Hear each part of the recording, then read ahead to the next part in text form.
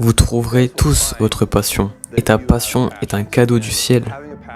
Je pense que nous avons tous des passions. L'important est que vous soyez attentif à ce qui vous passionne. Tu dois continuer à chercher.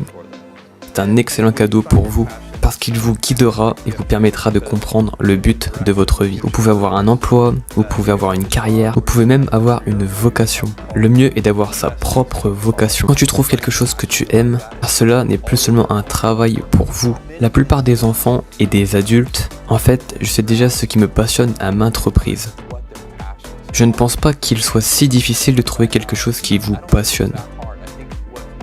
Je pense, quelquefois, nous laissons notre côté rationnel limiter nos passions.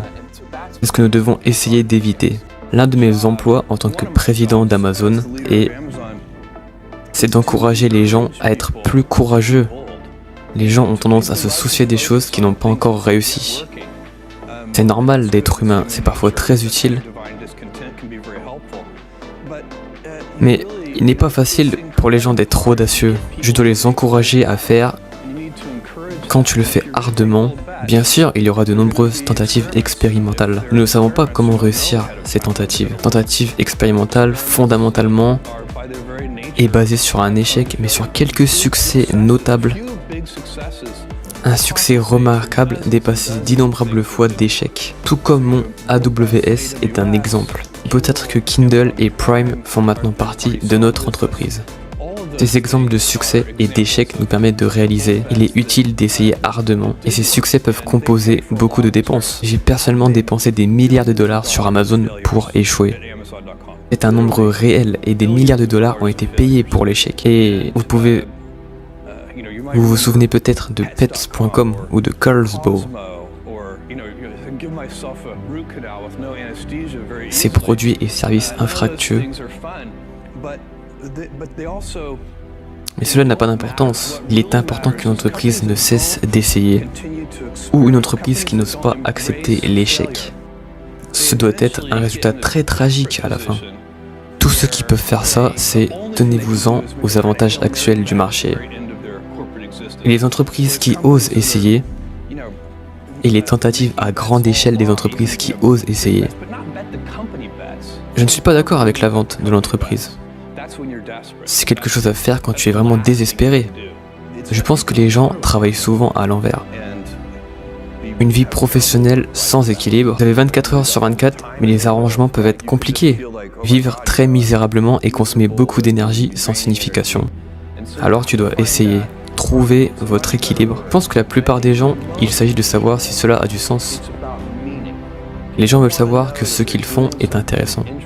Et c'est une chose utile, mais pour nous, en raison du défi de notre propre choix,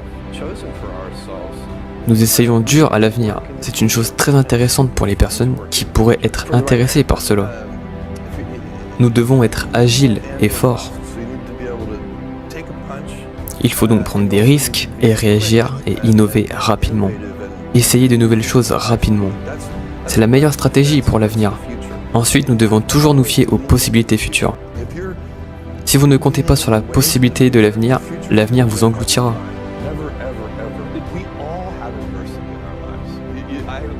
Tout le monde rencontrera l'adversité. Je ne crois pas. Quelqu'un que tu connais jamais rencontré l'adversité. C'est une très bonne chose. L'adversité nous apprend à nous relever. Nous échouerons d'abord, puis nous nous relèverons. C'est la nature humaine. Tout le monde a du talent. Vous voulez tirer le meilleur parti de votre talent face au succès et à l'adversité. Mon conseil est soyez fiers de vous, mais ne vous contentez pas du talent. Mais soyez fiers de mes propres efforts et choix. Laissez-moi vous donner un exemple. Vous êtes peut-être doué en mathématiques, les mathématiques sont un jeu d'enfant pour vous. Mais continuez d'améliorer votre talent mathématique. Faites passer les mathématiques au niveau supérieur. Peut-être un défi très difficile. Cela demande beaucoup de travail, c'est un choix. Vous n'allez pas vous contenter de votre talent, parce qu'il est né avec. Vous pouvez vous sentir chanceux et remercier Dieu.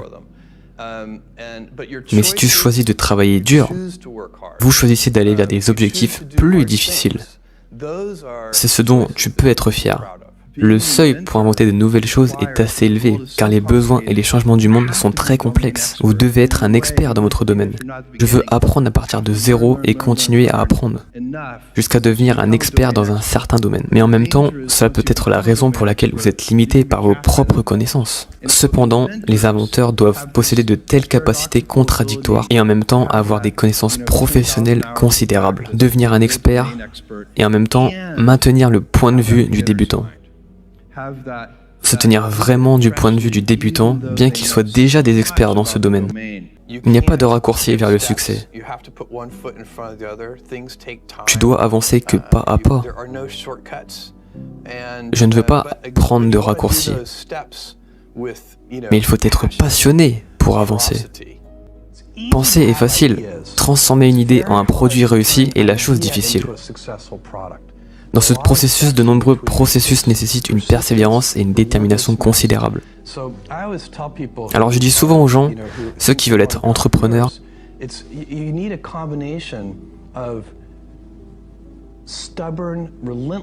il faut avoir de la ténacité et de la flexibilité pour être compétent. Je suis très ferme dans mes propres idées. Si vous ne pouvez pas vous en tenir à l'idée, il est facile de tout perdre. Cependant, vous devez rester flexible dans les détails. Parce que lorsque vous êtes en train de réaliser votre idéal, vous constaterez peut-être que certaines de vos hypothèses initiales sont fausses. À ce stade, vous devez être en mesure de faire des ajustements. Je pense réaliser une idée et développer avec succès en un produit ou service qui peut être adopté par les consommateurs et peut vraiment améliorer la vie des gens. Cela demande un effort considérable. Je vous suggère de ne pas poursuivre la prétendue carrière à la mode. On peut voir ce genre de profession dans de nombreux secteurs. Par exemple, il n'y a pas longtemps, la bulle Internet de 1999